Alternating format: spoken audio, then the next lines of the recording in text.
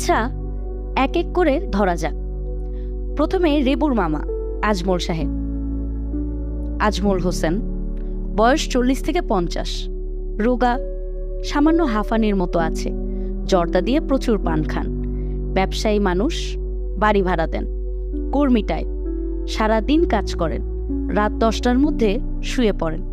ব্যবসায়ীদের কখনো সুনিদ্রা হয় না, তার হয়। মোটামুটি রুটিনের বাঁধা জীবন। সপ্তাহে 3 দিন বাজার করেন, বুধ, শুক্র, রবি। রবিবারে আমিন বাজার থেকে গরুর মাংস কেনেন। বৃহস্পতিবার রাতটা ধর্মকর্মের জন্য আলাদা করা। সেদিন সন্ধ্যায় কাকরাইল মসজিদে যান মাগরিবের নামাজ পড়তে। নামাজ শেষ করে বাসায় ফিরে এসে তার বাড়ির ছাদে ঘরে জিকির করেন। মিসির আলী 1 বছর হলো এ বাড়িতে সাবলেট থাকেন। 1 বছর রুটিনের ব্যতিক্রম হতে দেখেননি। মনসুর নামের যুবকটির কথা ভাবা যাক। মনসুর কি তার আসল নাম? কেন জানি মনে হয় মনসুর তার আসল নাম না। কেন জানি মনে হচ্ছে আবার কি। অকারণে মানুষের কিছু মনে হয় না। প্রতিটি মনে হবার পেছনে কোনো না কোনো কারণ থাকতে হবে। মনসুর যুবকটির আসল নাম না এটা মনে হবার কারণ কি? মনসুর শব্দটা সে অদ্ভুত ভালো উচ্চারণ করছে, এটাই কি কারণ? সে 2 সিলেবেলেই বলে মন সুর। মনসুর যদি যুবকটির নাম হতো তাহলে সে 1 সিলেবেলেই উচ্চারণ করত। শব্দটির সঙ্গে সে খুব পরিচিত নয় বলেই যুক্তিটি মিসির আলীর পছন্দ হচ্ছে না। ভাষা ভাষা যুক্তি। মনে হচ্ছে তিনি জলের উপর ওড়াউড়ি করছেন, জল স্পর্শ করতে পারছেন না। রাত 10টা, বাইরে ঝুমঝুম বৃষ্টি হচ্ছে। মিসির আলী বাড়ির যে অংশে থাকেন তার বারান্দায় টিনের চালা। বৃষ্টির শব্দ সেই কারণেই স্পষ্ট। বাড়ির সঙ্গে কোনো বড় গাছ থাকলে গাছের পাতায় বৃষ্টি হতো। গাছের পাতায় পড়া বৃষ্টির শব্দ অদ্ভুত হয়। কিছুক্ষণ শুনলে নেশা ধরে যায়। বৃষ্টির সঙ্গে বাতাস হচ্ছে, বেশ ভালো বাতাস। বাতাসের জন্য বৃষ্টি পড়ার একটানা শব্দে হেরফের হচ্ছে, কখনো বাড়ছে, কখনো হঠাৎ করে মিলিয়ে যাচ্ছে। মনে হচ্ছে কনসার্ট শুনছেন। দুবার ইলেকট্রিসিটি যাই যাই করেও যায়নি, এখন তৃতীয়বারের মতো যাই যাই করছে। ভোল্টেজ নেমে গেছে। 100 পাওয়ারের বাল্ব থেকে 10 পাওয়ারের মতো আলো আসছে। মিসির আলী তাকিয়ে আছেন বাল্বের দিকে। বাতাসের সঙ্গে বৃষ্টির শব্দ যেমন ওঠানামা করছে, বাল্বের আলো ওঠানামা করছে। বাল্বের কাছেই পেটমোটা একটা টিকটিকি, সে শিকার ধরার চেষ্টা করছে। বাল্বে আলোর ওঠানামার কারণে তার মনে হয় বেশ অসুবিধে হচ্ছে। সে ঠিকমতো নিশানা করতে পারছে না, শিকার আটকাতে পারছে না। নিম্নশ্রেণীর কীটপতঙ্গরা ঘ্রাণ নির্ভর জীবনযাপন করে। আলোর ওঠানামায় টিকটিকির অসুবিধা হবে কেন? সে ভরসা করবে তার ঘ্রাণ শক্তির উপর। মিসির আলী বাল্ব থেকে তার দৃষ্টি পুরোপুরি টিকটিকির উপর নিয়ে এলেন। বেশ উত্তেজনাময় দৃশ্য। টিকটিকিটা পোকা নিয়ে খেলছে না পোকা টিকটিকি নিয়ে খেলছে ঠিক বোঝা যাচ্ছে না। পোকাটা উঠতে পারে, তার উচিত উড়ে গিয়ে নিরাপদ কোনো জায়গায় গিয়ে বসা। সে তা করছে না, আলোর পাশেই উড়াউড়ি করছে। সে কি জানে আলোর প্রতি এই তীব্র আকর্ষণের কারণেই তার মৃত্যু হবে? মৃত্যু নিশ্চিত জেনেও আলোর মায়া সে ত্যাগ করতে পারছে না। মানুষ কীটপতঙ্গ নয় বলেই তার চিন্তাভাবনা অন্যরকম। মৃত্যু নিশ্চিত জেনেও সে অন্ধকারের মায়া ত্যাগ করতে পারে না। মানুষ কি ভালোবাসে অন্ধকার? কীটপতঙ্গ আলো ভালোবাসে। মিসির আলীর ভুরু কুঞ্চিত হলো। তার হঠাৎ করে কেন যেন মনে হলো মানুষ অন্ধকার ভালোবাসে। মানুষ আলোর সন্তান, সে সবসময় আলো ভালোবেসেছে। অন্ধকার ভালোবেসেছে এমন মানুষের সংখ্যা অতি নগণ্য। বাল্বের পাশে পোকাটাকে আর দেখা যাচ্ছে না। খাদক জয়লাভ করেছে, খাদ্য পরাজিত। মিসির আলী চিন্তিত বোধ করছেন। এরকম বৃষ্টি আরো ঘণ্টাখানিক হলে ঘরে পানি ঢুকে যাবে। নর্দমার দুর্গন্ধ পানি একসময় নেমে যাবে, কিন্তু গন্ধ থেকে যাবে। দরজায় খটখট শব্দ হচ্ছে। মিসির আলী কে বলে চিৎকার দিলেন না, কারণ দরজা কে খটখট করছে তিনি জানেন। বাড়িওয়ালা। এই ভদ্রলোক কড়া নাড়েন না, কড়া ধরে হ্যাচকা টান দেন, কড়া খুলে আনতে চান। হ্যাচকা টান দিয়ে কড়া নাড়তে তিনি আগে কাউকে দেখেননি। মিসির আলি দরজা খুলে বিস্মিত হয়ে বললেন, কি ব্যাপার? আজমল সাহেব মাথায় ছাতা ধরে দাঁড়িয়ে আছেন। তিনি বিরক্ত গলায় বললেন, আপনার টেলিফোন খুব নাকি জরুরি, আসুন তো। মিসির আলি বিস্মিত হলেন। বাড়িওয়ালার টেলিফোন নাম্বার তিনি কাউকে দেননি, তিনি নিজেই জানেন না, কাজেই নাম্বার অন্যকে দেওয়ার প্রশ্ন আসে না। জরুরি টেলিফোন মানে অসুখ বিসুখ। মিসির আলি পরিচিত এমন কেউ নেই যার অসুখে জরুরি ভিত্তিতে তার খোঁজ পড়বে। আজমল সাহেব বললেন, দেরি করছেন কেন, চলুন। মিসির আলি বললেন, টেলিফোন ধরতে ইচ্ছে করছে না, তাদের বলুন আমি শুয়ে পড়েছি। মিথ্যা বলা হবে না, কারণ আমি শুয়েছিলাম। খুবই জরুরি কল, জরুরি না হলে ঝড় বৃষ্টির রাতে কেউ কল করে? মিসির আলি অনিচ্ছার সঙ্গে পাঞ্জাবি গায়ে দিলেন। তখনই ইলেকট্রিসিটি চলে গেল। পাঞ্জাবি উল্টা হয়েছে, পকেট ভেতরের দিকে চলে গেছে। পাঞ্জাবি ঠিক করতে ইচ্ছে হচ্ছে না। আজমল সাহেব সাবধানী মানুষ। ইলেকট্রিসিটি থাকা সত্ত্বেও 3 ব্যাটারির একটা টর্চ সাথে নিয়ে এসেছেন। টর্চটা এখন কাজে আসছে। আজমল সাহেব বললেন, দরজায় তালা না দিয়ে রওনা হচ্ছেন, তালা দিন। এখন তালা খুঁজে পাবো না, টর্চটা দিয়ে খুঁজে বের করুন। ঘর খোলা রেখে যাবেন নাকি? অসুবিধা নেই। অবশ্যই অসুবিধা আছে, আমি প্রায়ই লক্ষ্য করেছি দরজায় তালা না দিয়ে আপনি বাইরে যান। এটা ঠিক না। পাঞ্জাবিও দেখি উল্টা পড়েছেন, পাঞ্জাবি ঠিক করে পরুন। মেয়েরা উল্টা শাড়ি পরলে নতুন শাড়ি পায়, ছেলেরা উল্টা কাপড় পরলে অসুখে পড়ে, এটা পরীক্ষিত সত্য। আজমল সাহেবের বসার ঘরে টেলিফোন, সেখানেই বাড়ির মেয়েরা ভিসিআরে ছবি দেখছে। ইলেকট্রিসিটি নেই, এদের জেনারেটরও নেই, তারপরও টিভি ভিসিআর চলছে কি করে?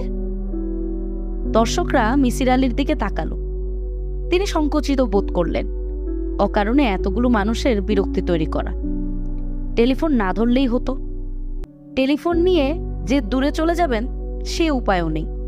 কথাবার্তা ভিসিআরের দর্শকদের সামনেই বলতে হবে। হ্যালো, মিসির আলি সাহেব কথা বলছেন? জি। আমাকে চিনতে পারছেন? জি না। গলার স্বরটা কি চেনা মনে হচ্ছে না? আমি টেলিফোনে গলার স্বর চিনতে পারি না। আপনাদের দিকে কি বৃষ্টি হচ্ছে? হ্যাঁ, হচ্ছে। ক্যাটস অ্যান্ড ডগস, মুষলধারে? হ্যাঁ, মুষলধারে। আপনাদের ওদিকে ইলেকট্রিসিটি চলে গেছে না আছে? মিসির আলি জবাব দিলেন না। টেলিফোনে একজন পুরুষ কথা বলছে। সে তার গলার স্বর বদলানোর চেষ্টা করছে, গলা ভারী করে কথা বলছে। এটা কোনো জরুরি কল না, নুইসেন্স কল। মানুষকে বিরক্ত করে আনন্দ পাওয়ার জন্য এই ধরনের টেলিফোন করা হয়। টেলিফোনের এক পর্যায়ে ভয় দেখানোর চেষ্টা থাকে। মিসির আলি সাহেব? জি, আমি আপনার খুবই পরিচিত একজন। ভালো। আপনি কি আমার উপর বিরক্ত হচ্ছেন? বিরক্ত হচ্ছি। আপনি অকারণে কথা বলে যাচ্ছেন, মূল কথাটা বলুন। মূল কথা অবশ্যই বলবো, কথাটা ভয়াবহ বলে সামান্য সময় নিচ্ছি। আচ্ছা, আপনি কি অপরিচিত মানুষের কথা বিশ্বাস করেন? কি বলতে চাচ্ছেন বলুন, আমি টেলিফোন রেখে দেব। আমি টেলিফোন করেছি আপনাকে সাবধান করার জন্য। আপনি একটা ভয়ঙ্কর বাড়িতে বাস করছেন। ও আচ্ছা। রেবু নামের একটা মেয়ের সঙ্গে আপনার পরিচয় হয়েছে না? অল্প বয়সী মেয়ে, তার মামার বাসায় থাকতে এসেছে। এই মেয়ে একটা ভয়ঙ্কর মেয়ে। কোন অর্থে? সব অর্থে। মেয়েটা খুনি। ও, আপনি আমার কথা বিশ্বাস করছেন না? মিসির আলি বললেন, আপনার কথা কি শেষ হয়েছে? প্রায় শেষ। মেয়েটা তার স্বামীকে আর 3 মাস বয়সী মেয়েকে খুন করেছে। পুলিশি মামলা হয়। অবশ্য মেয়েটা ছাড়া পায়। মেয়েটা তার মাকেও খুন করেছে। এখন যে বাড়িতে আছে সে বাড়ির কেউ না কেউ অবশ্যই খুন হবে, কিন্তু কেউ কিছু ধরতে পারবে না। আপনি এসব বিষয় নিয়ে কাজ করেন, আপনাকে এই কারণেই জানালাম। আচ্ছা। মেয়েটি যে তার স্বামী সন্তানকে খুন করেছে সেটি নিয়ে কাগজে নিউজ হয়েছিল। তার কাটিং আমি পেস্ট করে আপনার ঠিকানায় পাঠিয়েছি। 2-1 দিনের মধ্যে পাবেন। স্যার, আমার কথা কি আপনার কাছে মিথ্যা বলে মনে হচ্ছে? মানুষের কথা আমি চট করে বিশ্বাস করি না, আবার অবিশ্বাসও করি না। স্যার, আপনি কি আমাকে এখনো চিনতে পারেননি? চিনতে পেরেছি। তুমি মনসুর। জি। কে খুন হবে বলবো স্যার? মিসির আলী রিসিভার নামিয়ে রাখলেন। ভিসিআর দর্শকদের মধ্যে রেবু বসে আছে। সে তাকিয়ে আছে মিসির আলীর দিকে। মিসির আলীর চোখে চোখ পড়তেই সে চোখ ফিরিয়ে নিল। মেয়েটি তাকে চিনতে না পারার ভঙ্গি করছে, কিংবা এও হতে পারে খুব ভালো কোনো ছবি চলছে। মেয়েটা ছবি দেখে চোখ সরাতে পারছে না। তার সমস্ত মনোযোগ টিভির পর্দায়। মানুষ একসঙ্গে দুই জায়গায় মনোযোগ দিতে পারে না।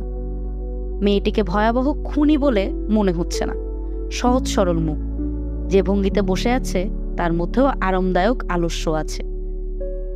মিসির আলী উঠে দাঁড়ালেন। আজমল সাহেব বললেন, চা খেয়ে যান, চা দিতে বলেছি। রাতের খানা কি হয়েছে? জি হয়েছে। নিজেই রেঁধেছেন? জি। আপনার জন্য একটা কাজের মেয়ে আনতে বলেছি। ময়মনসিংহের দিকে আমার কর্মচারীরা যায়, ওদের বলেছি একজন আনতে। ময়মনসিংহের কাজের মেয়ে ভালো হয়। তাই নাকি? জি। এক একটার জন্য এক এক জায়গা। মাটি কাটা লেবারের জন্য ভালো ফরিদপুর, অফিসের পিয়ন দারোয়ানের জন্য রংপুর, আর কাজের মেয়ের জন্য ময়মনসিংহ। আমি এইভাবে কখনো বিবেচনা করি না। টেলিফোনে কোনো দুঃসংবাদ পেয়েছেন নাকি? জি না, যেভাবে আপনাকে চেয়েছিল ভাবলাম দুঃসংবাদ। মিসির আলী চা খেলেন, পান খেলেন। পানে প্রচুর জর্দা ছিল বলে মাথা ঘুরতে লাগলো। তিনি উঠে দাঁড়িয়ে বললেন, ভাই সাহেব আজ যাই। আজমল সাহেব বললেন, যাই যাই করছেন কেন? ইলেকট্রিসিটি আসুক, তারপর যাবেন। বসেন, ছবি দেখেন। নতুন ইউপিএস লাগিয়েছি। কারেন্ট চলে গেলে 2-3 ঘন্টা টিভি চলে, ফ্যান ঘুরে। সায়েন্স ধাই ধাই করে কোথায় চলে যাচ্ছে। পয়সা খরচ করে ইউপিএস লাগিয়ে ভালো করেছি না? জি ভালো। পয়সা থাকলে সবই করা যায়। আমার এক বন্ধু গাজীপুর জঙ্গলে বাড়ি বানিয়েছে। সেখানেও সে সোলার এনার্জির ব্যবস্থা করেছে। সূর্যের আলো থেকে সোলার প্যানেল দিয়ে ইলেকট্রিসিটি। তাই নাকি? আপনাকে একদিন নিয়ে যাব। অবশ্য আপনাকে কোথাও যেতে দেখি না। যখনই দেখি হাতে বই। এত পড়লে চোখের তো 12টা বেজে যাবে। চোখের ক্ষতি যখন হয়েছে আরেকটু হোক। আসুন ছবি দেখি। মাঝখান থেকে দেখলে কি ভালো লাগবে? হিন্দি ছবি যে কোনো জায়গা থেকে দেখা যায়। হিন্দি ছবির আগামাথা বলে কিছু নেই। মিসির আলীকে ছবি দেখতে হলো। মনে হচ্ছে ভাতৃপ্রেম বিষয়ক কাহিনী। দুই ভাইয়ের একজন পুলিশ অফিসার, অন্যজন দুর্ধর্ষ খুনি। তবে খুনি হলেও সে সমাজসেবক, দুষ্ট লোকের জম। পুলিশ ভাই ধরতে চেষ্টা করছে দুর্ধর্ষ ভাইকে। এদিকে আবার একই মেয়ে দুই ভাইকে ভালোবাসে, কাউকে বেশি বা কাউকে কম। দুজনকেই সমান সমান, দুজনকেই সে বিয়ে করতে চায়। আজমল সাহেব বললেন, গল্পটা কোনো সমস্যাই না। দুই ভাইয়ের একজন মারা যাবে, যে বেঁচে থাকবে মেয়েটার বিয়ে হবে তার সঙ্গে। সবই ফর্মুলা। মিসির আলী এখন আগ্রহ দিয়েই ছবি দেখছেন। ফর্মুলা ব্যাপারটা সত্যি কিনা জানতে চান। সবই ফর্মুলা, এই বাক্যটি তার পছন্দ হয়েছে। আসলে তো সবই ফর্মুলা। পৃথিবী ফর্মুলা মতো তার উপর ঘুরছে। ফর্মুলা মতোই আসছে শীত, গ্রীষ্ম, বর্ষা, হেমন্ত। তরুণ তরুণী বিয়ে করছে, ফর্মুলা মতো তাদের ঘরে সন্তান আসছে। সবই ফর্মুলা। মিসির আলী সাহেব। জি।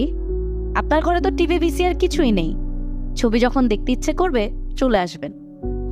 জি আচ্ছা। আপনাকে আমি পরিবারের একজন বলে মনে করি। আপনি একা একা থাকেন, খুবই মায়া লাগে। মিসির আলী ছবির দিকে মন দিতে পারছেন না। বাড়িওয়ালা ক্রমাগত কথা বলে যাচ্ছেন। তবে এই বাড়ির অন্যদের তাতে অসুবিধা হচ্ছে না। তারা আজমল সাহেবের ধারাবাহিক কথা বলার মধ্যেও ছবি দেখতে অভ্যস্ত। মিসির আলী সাহেব। জি। বিয়ে শাদীর কথা কিছু ভাবছেন? পুরুষ মানুষ যে কোনো বয়সে বিয়ে করতে পারে। হাসান হুসেনকে মারল যে ইয়াজিদ, তার পিতা 80 বছর বয়সে বিবাহ করেছিলেন। বিষাদ সিন্ধুতে পড়েছি, মারাত্মক বই। বিষাদ সিন্ধু পড়েছেন?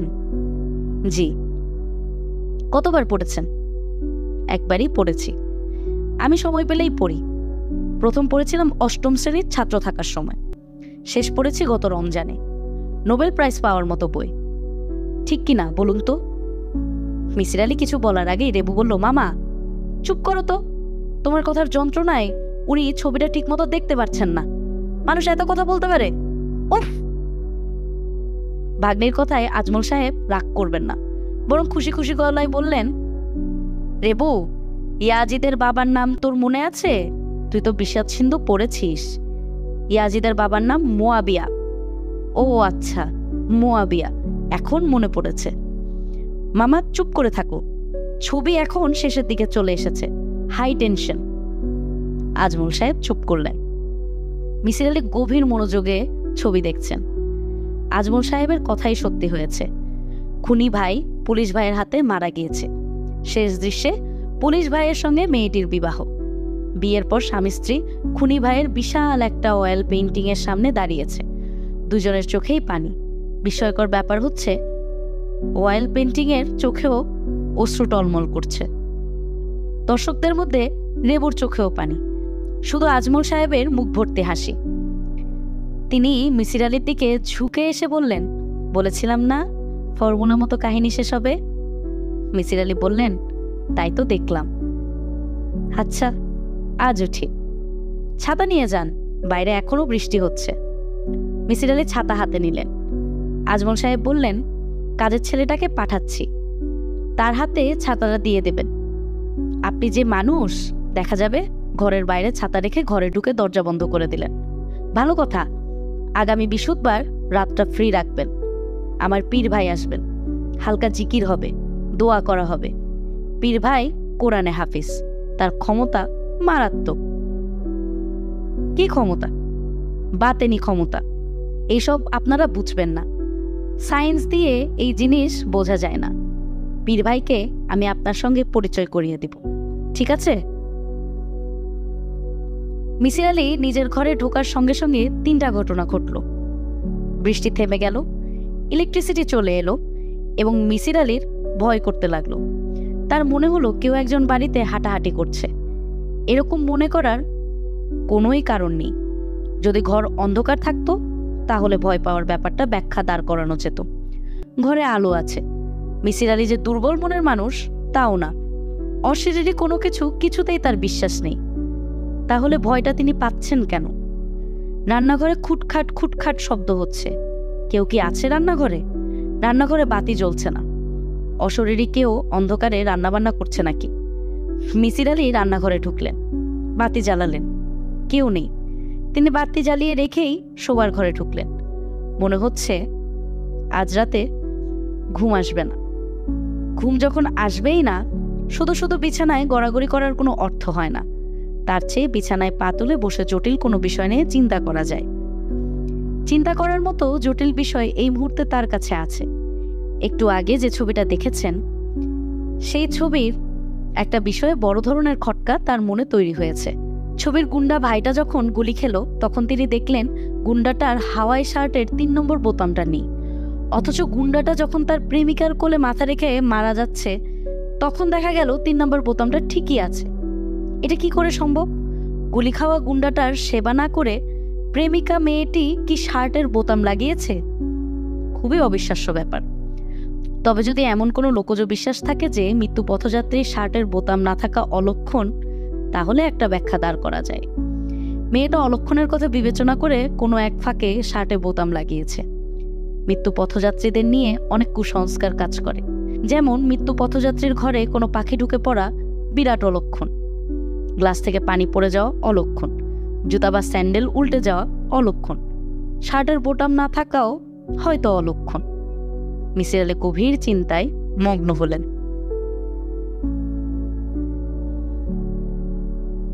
মেয়ের নাম আখিতারা। নেত্রকোনার অতি অজবরাগার মেয়ের জন্যই খুবই আধুনিক নাম। বয়স 10 থেকে 11। শশকের মতো ভীত চোখ। মিসির আলি ছোট করে নিঃশ্বাস ফেললেন। তার কাছে মনে হলো মেয়েটি রবীন্দ্রনাথের পোস্টমাস্টারের মেয়েটির চেয়েও অসহায়। পোস্টমাস্টারের মেয়েটি ছিল নিজের গ্রামে। এই মেয়েটি হঠাৎ উঠে এসেছে অতি আধুনিক এক শহরে। আজমল সাহেব মিসির আলির ঘরের ফুট ফরমাশ করার জন্য তাকে আনিয়েছেন। মেয়েটির ভয় কাটানো দরকার।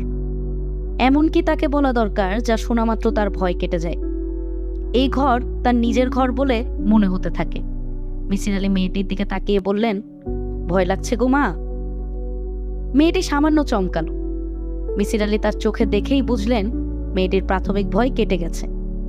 মিসির আলী বললেন, আখি তারা, শোনো, তোমার যখনই দেশের বাড়ি চলে যেতে ইচ্ছে করবে আমি তখনই তোমাকে পাঠিয়ে দেব। এখন কি তোমার বাবা মার কাছে যেতে ইচ্ছে করছে? আখি তারা হ্যাঁ সূচক মাথা নাড়ল। মিসির আলী বললেন, আচ্ছা, আজ সন্ধ্যার মধ্যে তোমাকে দেশে পাঠিয়ে দেব। আজমল সাহেবকে বলে এর মধ্যে একজন কাউকে জোগাড় করব যে তোমাকে দেশের বাড়িতে দিয়ে আসবে। কেউ মনে কষ্ট নিয়ে আমার সামনে হাঁটাহাঁটি করলে আমার ভালো লাগে না। আখি তারা, তুমি কি ডাল ভাত এইসব রাখতে পারো? পারি। আমার খুবই খিদে লেগেছে। গ্যাসের চুলা কিভাবে ধরায় তোমাকে দেখিয়ে দিই। তুমি আমাদের দুজনের জন্য ডাল ভাত রান্না করে ফেলো। আখি তারা হ্যাঁ সূচক ভঙ্গিতে ঘাড় কাত করল। ডিম রান্না করতে পারো? পারি। এক্সেলেন্ট, ঘরে ডিম আছে, ডিমের ঝোল রান্না করো। আজ সকাল থেকে কেন জানি ডিমের ঝোল খেতে ইচ্ছে করছে। মেয়েটি তার ছোট্ট পুটলি একপাশে রেখে রান্না শুরু করলো। মিসির আলী লক্ষ্য করলেন মেয়েটির চোখ চাপা আগ্রহে চকচক করছে। তার মুখ থেকে শঙ্কার ভাব অনেকটা চলে গেছে। বেচারির বোধহয় খুব খিদে পেয়েছে। রান্নার আগ্রহটা সেই কারণে। দুপুরে মিসির আলী তাকে নিয়ে খেতে বসলেন। বেগুন দিয়ে ডিমের ঝোল রান্না হয়েছে। তরকারির রং দেখে মনে হচ্ছে খেতে ভালো হয়েছে। আখি তারা একটা মাত্র ডিম রান্না করেছে। মিসির আলী বললেন, ডিম একটা কেন? আখি তারা ভয়ে ভয়ে বলল, আপনার জন্য রাখছি। তুমি ডিম খাও না? আখি তারা নিচু গলায় বলল, খায়। মিসির আলী ডিমটা সমান করে দুভাগ করে একটি ভাগ মেয়েটির থালায় তুলে দিলেন এবং গভীর বেদনায় লক্ষ্য করলেন মেয়েটির চোখে পানি চলে এসেছে। বোধহয় বেচারিকে কেউ কোনোদিন আদর করে পাতে কিছু তুলে দেয়নি। আখি তারা, তোমার রান্না খুব ভালো হয়েছে। তুমি আরাম করে খাও, খেয়ে বিশ্রাম করো। সন্ধ্যাবেলা আমি তোমাকে তোমার দেশে পাঠিয়ে দেব। মেয়েটি হ্যাঁ সূচক মাথা নাড়ল। দুপুরের খাবারের পর কিছুক্ষণ বিছানায় শুয়ে থাকা মিসির আলীর অনেক দিনের অভ্যাস। আগে ঘুমাতেন না, ইদানিং ঘুম এসে যায়। ঘুম ভাঙার পর খুবই অস্বস্তি লাগে। কিছুদিন থেকে তিনি চেষ্টা করছেন দুপুরে না ঘুমাতে। এই সময় জটিল ধরনের কিছু বই নিয়ে বসেন। বইয়ের জটিলতার ভেতর একবার ঢুকে পড়লে ঘুম কেটে যায়। ঘুম কাটানোর ওষুধ হিসেবে সায়েন্স অ্যান্ড প্যারাডক্স বইটা খুব কাজ করছে। আজও তাই করেছেন। তবে আজ সায়েন্স অ্যান্ড প্যারাডক্স বইটির সঙ্গে কুরিয়ার সার্ভিসে আসা মফস্বলের একটা পত্রিকাও আছে। প্রেরকের নাম মনসুর, মেন্টাল ম্যাজিকের যুবক। মিসির আলী ঠিক করেছেন বিজ্ঞান বই পড়ার পর ঘুম যখন পুরোপুরি কাটবে তখন পত্রিকা নেড়ে চেড়ে দেখবে। আপনার মাথায় তেল দিয়া দেব? মিসির আলী ঘাড় ঘুরিয়ে তাকালেন। আখি তারা সংকুচিত ভঙ্গিতে দাঁড়িয়ে আছে। তিনি বললেন, লাগবে না, আমি মাথায় তেল দেই না। আখি তারা বলল, আমি যাব না, আমি আপনার সঙ্গে থাকব। আচ্ছা ঠিক আছে, আমি কোন ঘরে থাকব? মিসির আলী আঙ্গুল দিয়ে ঘর দেখিয়ে দিলেন। আখি তারা বললেন, আপনার আমি কি ডাকবো? তোমার যা ডাকতে ইচ্ছে করে ডাকবে, কোনো অসুবিধা নেই। বড় বাবা ডাকি? এত কিছু থাকতে বড় বাবা ডাকতে চাও কেন? মেয়েটা জবাব দিল না। পায়ের বুড়ো আঙ্গুল দিয়ে মেঝেতে নকশা করতে লাগলো। মিসির আলী বললেন, বড় বাবা ডাকটা খারাপ না, ডাকো, বড় বাবাই ডাকো।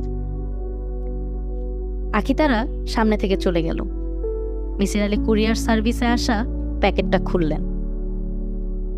মফস্বল পত্রিকা। পত্রিকার নাম সোনার বাংলা। প্রথম পৃষ্ঠাতেই লেখা অনিয়মিত পাক্ষিক।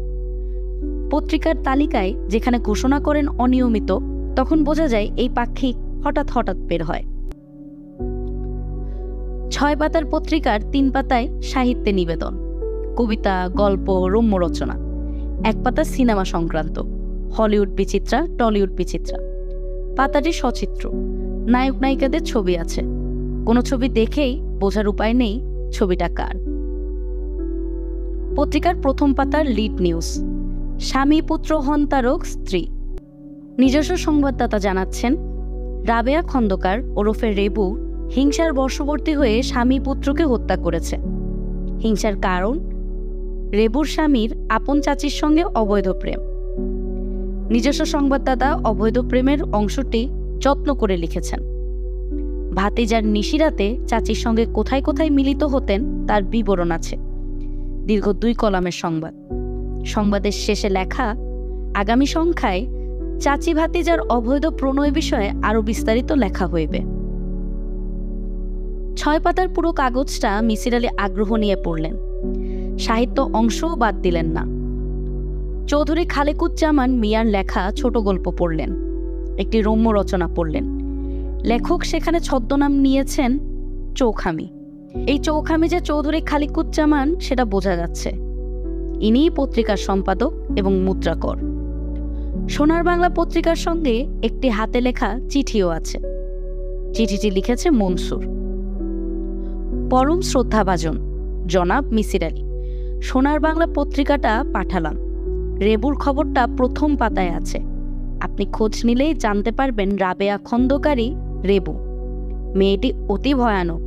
আপনার সঙ্গে তার ঘনিষ্ঠতা আছে। আমি ভয় পাচ্ছি সে আপনার কোনো ক্ষতি না করে ফেলে। আমি আপনাকে অত্যন্ত পছন্দ করি। মানুষকে বেশি পছন্দ করা ঠিক না। হয়তোবা বেশি পছন্দের কারণেই আপনার সঙ্গে কখনো আমার সম্পর্ক হবে না। আপনাকে সাবধান করতে চাচ্ছি, সাবধান হন।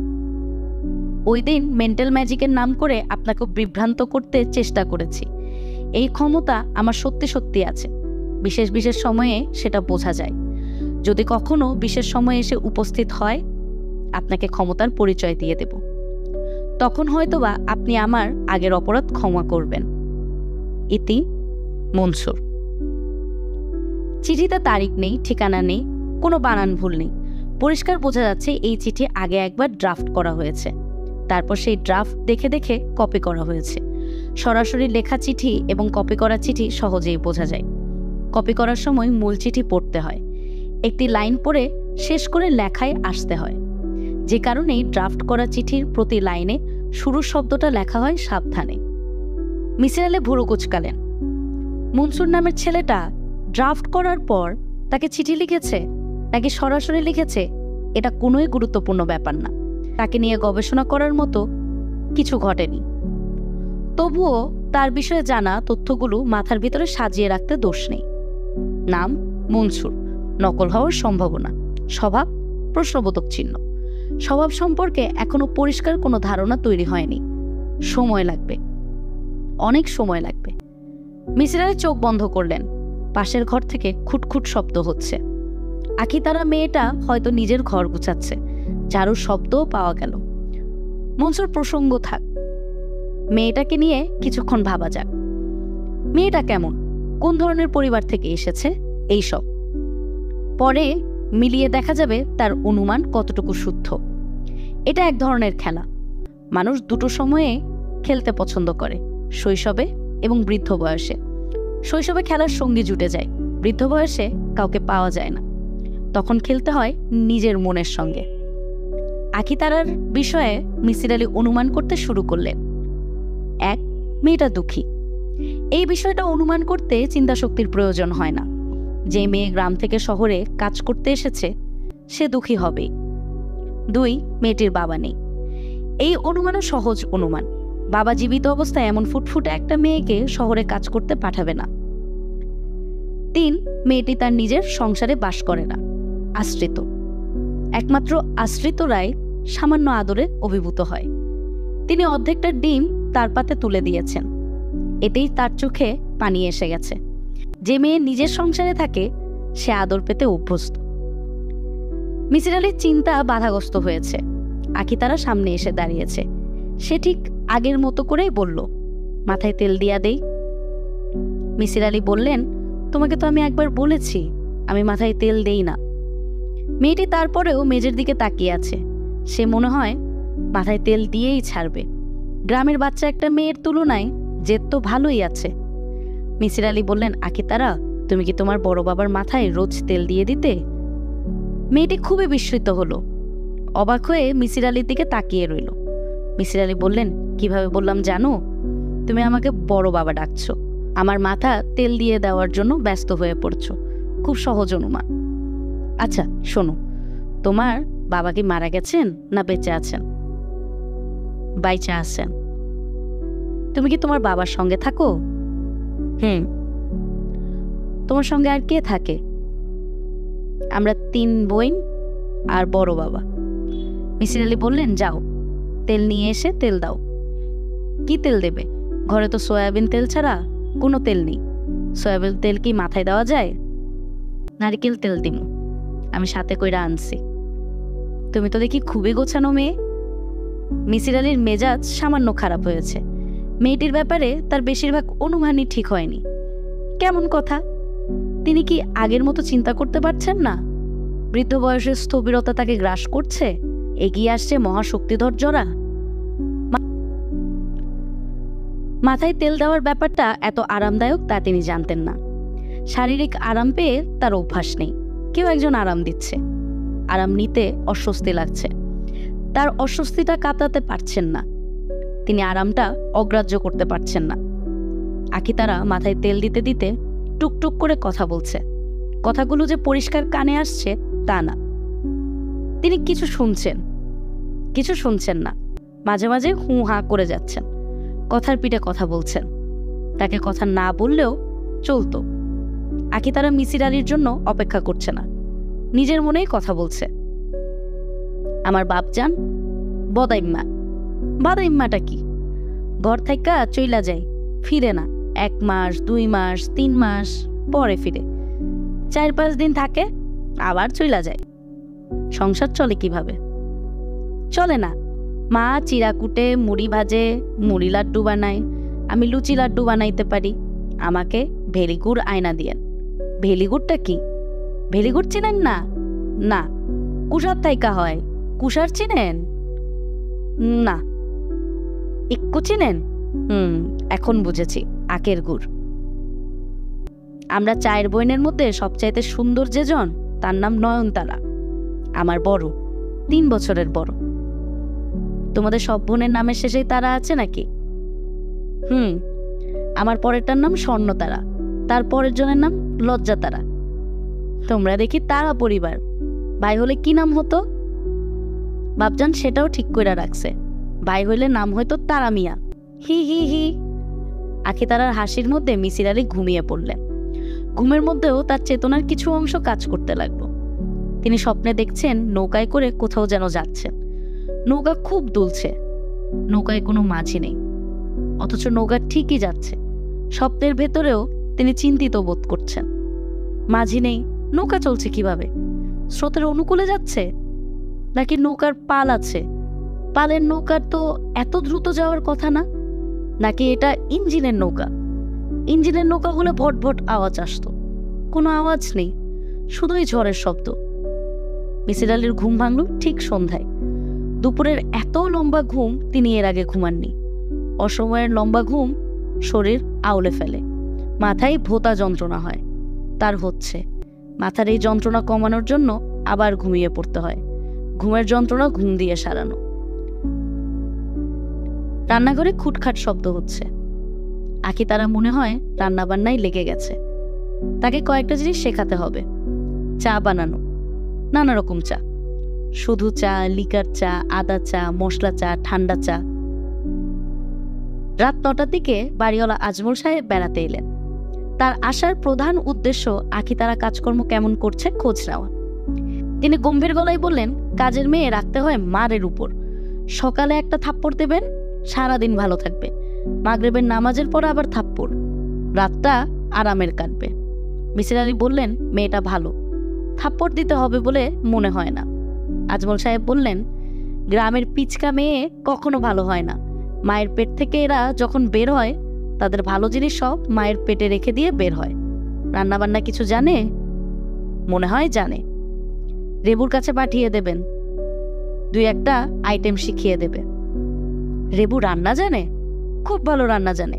তার হাতে চিতলের পেটি খেলে বাকি জীবন মনে থাকবে। মিসির আলী বললেন, রেবুর ভালো নাম কি রাবেয়া? আজমল সাহেব বিস্মিত হয়ে বললেন, ভালো নাম রাবেয়া হবে কোন দুঃখে? ভালো নাম শেফালি। রেবু কি বলেছে তার ভালো নাম রাবেয়া? না, বলতেও পারে, মাথা ঠিক নাই। কখন কি বলে নিজেও জানে না। আপনাকে বলে নাই তো তার বিয়ে হয়েছে, স্বামী তালাক দিয়ে চলে গেছে? জি না, এরকম কিছু বলে নাই। আজমল সাহেব দীর্ঘ নিঃশ্বাস ফেলে বললেন, পাগলামি এমন এক অসুখ, একবার হয়ে গেলে কখনো পুরোপুরি সারে না। অসুখের বীজ থেকেই যায়, ঠিকমতো আলো হাওয়া পেলে বীজ থেকে গাছ হয়ে যায়। ঠিক বলছে না ভাই সাহেব? মিসির আলী কিছু বললেন না। আজমল সাহেব হতাশ গলায় বললেন, গত বৃহস্পতিবার সে তার মামির সঙ্গে আপনাকে নিয়ে উল্টাপাল্টা কথা বলেছে। মিসির আলী বললেন, কি বলেছে? বলেছে আপনি নাকি তাকে বলেছেন 2 দিন পর পর তোমাকে দেখার জন্য পাত্রপক্ষের লোকজন আসে, পছন্দ হয় না বলে ফেরত যায়। এত ঝামেলার দরকার কি? আমাকে বিয়ে করে ফেলো। তার মামি আবার তার কথা বিশ্বাসও করে ফেলেছে। মেয়েরা এই জাতীয় কথা দ্রুত বিশ্বাস করে। আমার কানে যখন কথাটা আসলো, আমি রেবুকে ডেকে কষে এক চড় লাগালাম। রেবু সঙ্গে সঙ্গে স্বীকার করলো যে মজা করার জন্য বানিয়ে বানিয়ে এসব বলেছে। বলেন কি?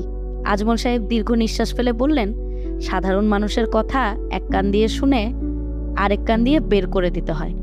পাগলের কথা যে কান দিয়ে শুনবেন সেই কান দিয়েই বের করবেন। এক কান থেকে আরেক কানে যাওয়ার সময় দেবেন না, বুঝেছেন? মিসির আলী মাথা নেড়ে জানালেন সে বুঝেছেন। আজমল সাহেব হঠাৎ প্রসঙ্গ পরিবর্তন করে বললেন, আপনি কি খাজা বাবার ডাক পেয়েছেন? মিসির আলী বিস্মিত হয়ে বললেন, কার ডাক? খাজা বাবার। ওনার ডাক পেয়েছেন? আপনি কি বলছেন বুঝতে পারছি না। আজমল সাহেব বললেন, খাজা বাবা আজমির থেকে না ডাকলে কেউ আজমির শরীফ যেতে পারে না। আপনি কখনো আজমির শরীফে গিয়েছেন? জি না। তার মানে ডাক পান নাই। আমি আগামী নভেম্বরে ইনশাল্লাহ আজমির যাব। চলেন আমার সঙ্গে, যাবতীয় খরচ আমার। ট্রেনে উঠে যদি একটা পান খেতে ইচ্ছে করে সেই পানটাও আমি কিনে দেব। মিসির আলী জবাব দিলেন না। আজমল সাহেব বললেন, কথা ফাইনাল? না করবেন না। আমি 2-3 বছর অন্তর একবার করে খাজা বাবার কাছে যাই, সমস্যা নিয়ে যাই। ওনার রওজা মোবারকে উপস্থিত করে সমস্যার ফানা চাই, উনি ব্যবস্থা করেন। আজ পর্যন্ত তার কাছে গিয়ে খালি হাতে ফেরত আসিনি। এইবার কি সমস্যা নিয়ে যাচ্ছেন? রেবুর সমস্যা নিয়ে যাচ্ছি। তার মাথাটা যেন ঠিক হয়ে যায়, তার একটা ভালো বিবাহও যেন দিতে পারি। ভাইজান, অনেক কথা বলে ফেললাম। আজমিরের ব্যাপারটা যেন মনে থাকে। জবান যখন দিয়ে ফেলেছি তখন আপনাকে নিয়েই যাব। আর আমার পীর ভাইয়ের সঙ্গেও আপনাকে পরিচয় করিয়ে দেব। কথা বললেই বুঝবেন ইনি এই দুনিয়ার মানুষ না। উনাকে আপনার কথা বলেছি, উনিও আপনার সঙ্গে কথা বলতে চান। আজমল সাহেব উঠে দাঁড়ানোর সঙ্গে সঙ্গেই মনসুরের আসল নাম কি মিসির আলী ধরে ফেললেন। আজমল সাহেবের চেয়ার ছেড়ে উঠে দাঁড়ানোর সঙ্গে মনসুরের আসল নামের কোনো সম্পর্ক নেই। তবু নামের ব্যাপারটা পরিষ্কার হওয়ায় ঘটনাটা এই সময়েই ঘটল। মনসুরের আসল নাম চৌধুরী খালেকুজ্জামান মিয়া, সোনার বাংলা পত্রিকার সম্পাদক। চৌধুরী খালেকুজ্জামান মিয়ার লেখা সম্পাদকীয়, গল্প এবং রম্য রচনা তিনটিতেই বিশেষ একটা শব্দ দিয়ে বাক্য শুরুর প্রবণতা আছে। শব্দটা হলো হয়তোবা। মনসুর তাকে যে চিঠি লিখেছে সেই চিঠিতেও 2টি বাক্য শুরু হয়েছে হয়তোবা দিয়ে। সোনার বাংলা পত্রিকার প্রিন্টার্স লাইনে পত্রিকার ডিক্লারেশন নাম্বার, রেজিস্ট্রেশন নাম্বার সবই দেওয়া। বাংলাদেশ সরকারের department of film and publication telephone করলে চৌধুরী খালেকুজ্জামান মিয়ার সব খবর বের হয়ে আসবে। ছোট্ট একটা জট খুললে অনেকগুলো জট খুলে যায়। রান্নাঘর থেকে আখিতারা উকি দিচ্ছে। মিসির আলী বললেন, আখিতারা, চা বানাতে পারো? আখিতারা হাসি মুখে বলল, পারি। কোথায় শিখেছ? বাপজান খুব চা খায়। কড়া করে 1 কাপ চা বানাও। চিনি দেবে 1 চামচ, সমান সমান করে 1 চামচ দেবে কনডেন্স মিল্ক। আখিতারা অতি দ্রুত চা বানিয়ে নিল। কাপে একটা চুমুক দিয়েই মিসির আলী বললেন, আজ থেকে তোমার নাম চা কন্যা। আমি এত ভালো চা আমার জীবনে খাইনি।